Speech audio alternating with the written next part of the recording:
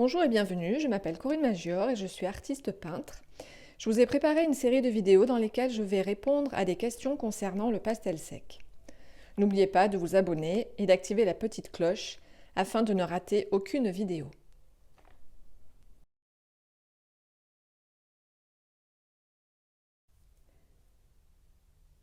Donc concernant le papier que j'ai utilisé au début, en fait j'en ai essayé plusieurs.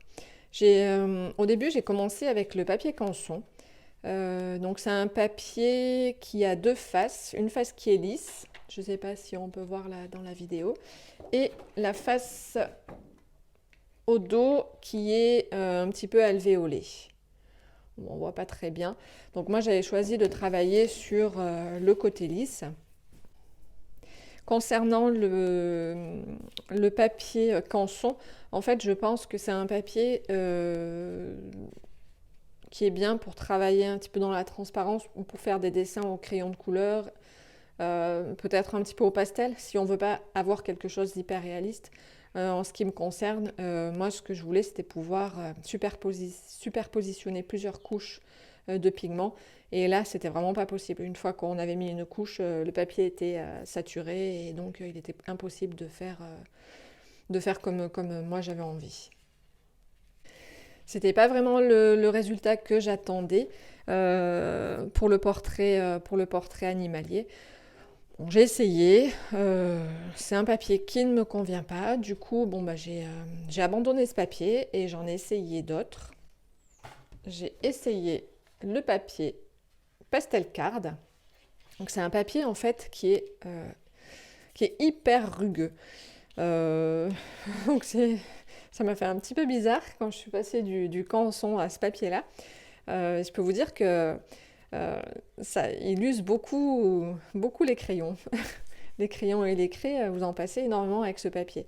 On a l'impression en fait qu'on travaille sur du papier de verre. Donc c'est un petit peu bizarre, mais bon.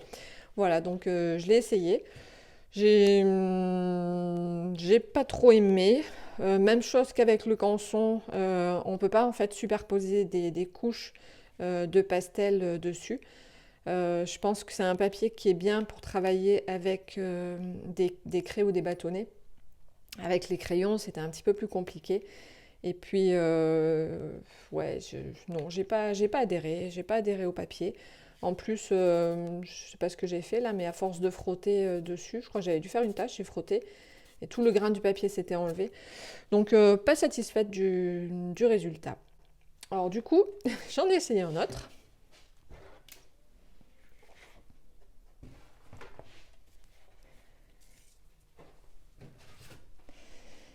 Donc là, c'est du papier velours.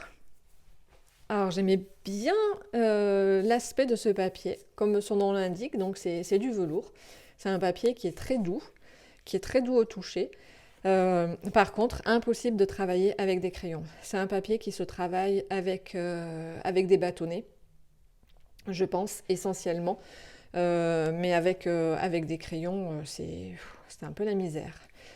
Puis même chose, impossible de superposer des couches de pigments comme j'avais envie de le faire. Donc du coup, j'avais refait une autre peinture, enfin un autre dessin sur ce papier-là.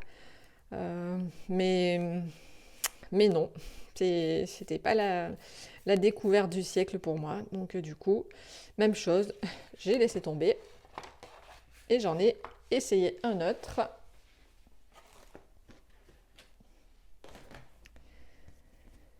Et celui-ci, alors là, il m'a convaincu. C'est le papier pastel mat.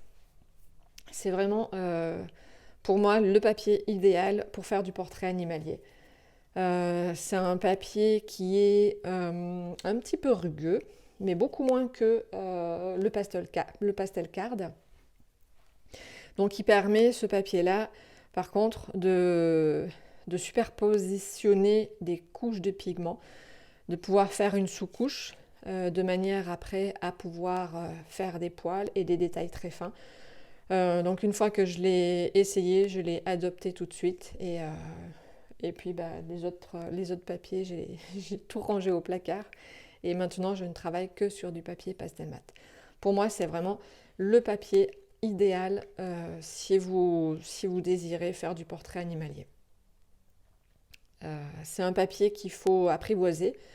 Au début, il est un petit peu déstabilisant.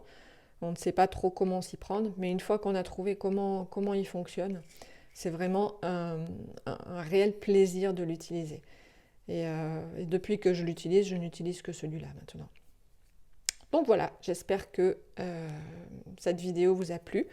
N'hésitez pas à mettre un petit pouce bleu, à vous abonner et activer la cloche afin de ne rater aucune vidéo. Et moi je vous dis à bientôt.